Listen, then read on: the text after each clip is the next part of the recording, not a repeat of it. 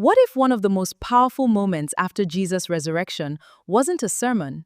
But breakfast? John 21. Breakfast on the beach. Imagine working all night, nothing to show for it. No food.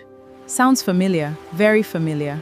And sometimes that's exactly. In John 21, several of Jesus' disciples went fishing. They fished throughout the night. But they caught nothing. Zero fish. Zero. After working all night? The sea was not cooperating. Have you ever had a night like that? You worked, you tried, you prayed, you gave everything you had, and somehow... Nothing seemed to change. That empty net feeling hurts. Then morning came, and someone was standing on the shore. Jesus. But they didn't recognize him immediately. And what was Jesus doing? Preparing breakfast. Wait! Jesus was cooking breakfast? Bread. Fire. The risen Christ made breakfast for exhausted fishermen? Apparently. Somebody please tell people who skip breakfast that Jesus had a different strategy. Think about this. Jesus knew their spiritual struggles. He knew Peter had denied him. He knew they were tired. He knew their night been unsuccessful. And yet... That's important. He first asked them to come and eat, because spiritual strength doesn't cancel physical needs. Your body still needs nourishment. Your body needs hydration, and prolonged fatigue can affect concentration, reaction time, and daily functioning. Even organs need maintenance. Finally, somebody understands me. This story isn't saying everyone must eat breakfast at exactly the same time. Nutrition needs can differ from person to person. But John 21 reminds us of something simple. Your physical needs matter. Don't glorify exhaustion.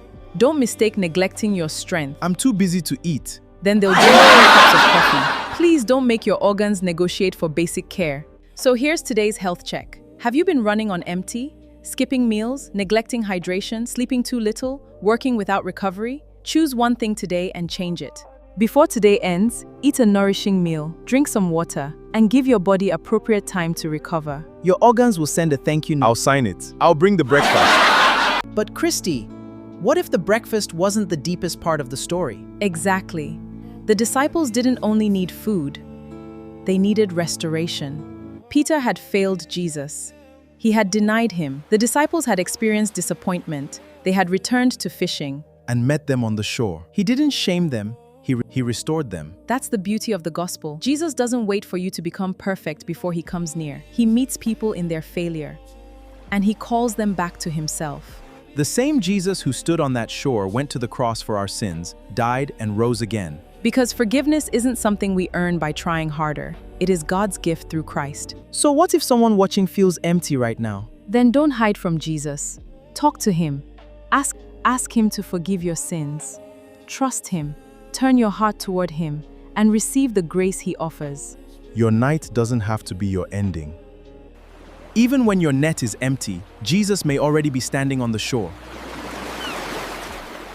Waiting, restoring, calling.